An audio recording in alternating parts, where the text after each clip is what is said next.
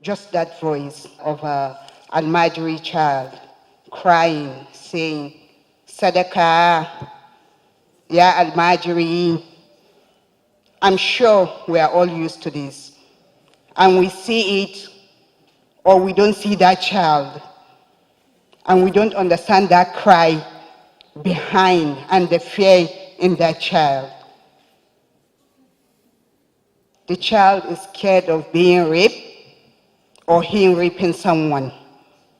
The child is scared of him or she taking a drug. That child has seen a lot more than we think an Almajiri child go through. I'm going to beg everybody to please close their eyes. I'm sure everybody will be wondering why. I want you people to imagine something.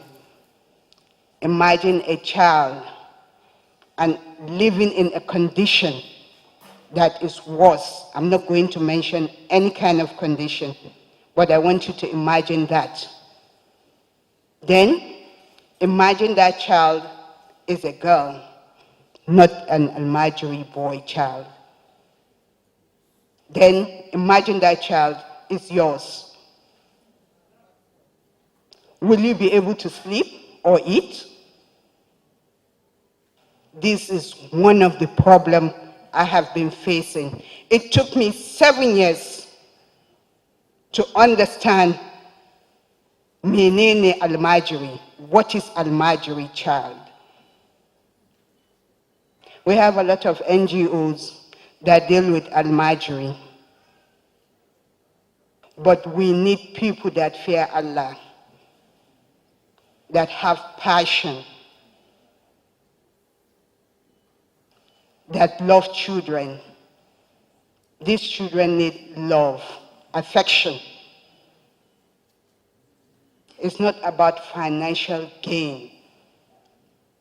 Someone told me that it's a pet project you are doing because you are a governor's wife. No. I started this thing 16 years ago with registration 2009. That's 11 years. And I think my husband is just in his 6 years as a governor. I just answered that question now. I'm going to tell you a story. I'm going to give you people 3 stories. One, about a child, because I have this habit of visiting different schools of Almajiri, and I paid a visit to one school, and one of my staffs called my attention. That's the Malpai Foundation staff. They called my attention that you have to enter that room. Don't stay outside. Usually what we do when we are visiting, they will go inside and they will scatter around and they will come and whisper something in my ears. They said, you have to enter, you have to check that place. And I did. This child, I don't know the name in English, but in Hausa they call it Marie Ankwa. They were all banned, 4 of them in a place. Unfortunately, that they tried to run away. They want to go back home.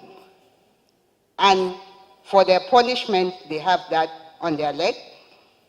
And they put them in the kitchen, whereby they are cooking food, and the smoke is on their eyes. And I told them, after talking to the students, I told the madam, I need to ease myself. I told the cameraman and everybody, you can't enter. I need to ease myself. And the madam was excited that Her Excellency is going to ease herself in his house. Not knowing Her Excellency have a different agenda. So I entered, and I saw those children in that condition. So I called the Malan, and I told him that Why are they being punished? They are trying to run away. They don't want to school. They want to go back. And these children must learn. I said, fine. Then I asked them, one by one, you, how long have you been here? 1 year. Tell me your surah. Ijaja and Nasrullah. For 1 year. The other one, 6 months. Alif Ambaki. Okay? I told Marlon that if these children are becoming a liability to you, why don't you take them back? Let them go back to their parents. One, I have to engage the chairman of that local government. They must make sure that they took those children back to their states. Before I reach home, someone called my husband. Your wife came here and she said that you send her no more Almajirai schools. He said, okay, when she arrives, I will ask her. I want to know what really happened. Nobody mentioned the other conditions. That's another one. Secondly, there is this boy, again, that we visit the school. And this boy was sick. His leg was something else. I said they should take the boy to the hospital. And then the doctor said they might end up amputating that leg. Then I said, I don't have that permission. I need them to locate the father before we could do anything.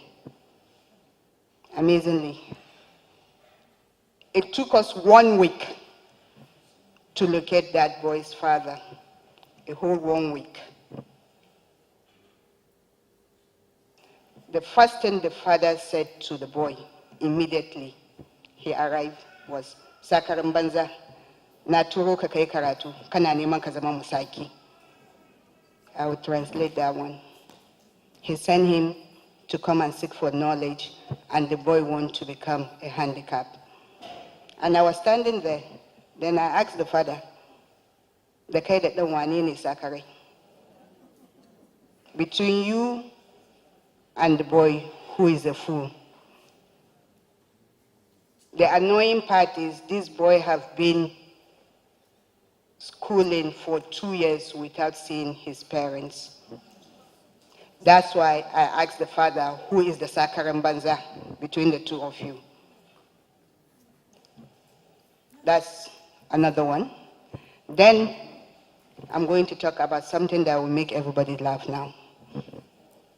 I met this boy and begging on the street. And I said to this boy, oh, you're so cute. I want you to go to school. He said, Haji Adama in Nigeria. Haji, I'm waiting for you. And I was like, to. And he was like, I want to go to school, but if you will pay me. To. And I asked him, how much? He said, 500 naira a day. I was like, wow. Amaya, too expensive for me. And then he said something. He said, I need that money because my father is late. I am the man of the house. I have to provide for my mother and my sibling. And this boy is just 6 years old. And I was like, okay, you go to school, you and your siblings, and I will provide your mother with food. And he said, no, you still have to pay me.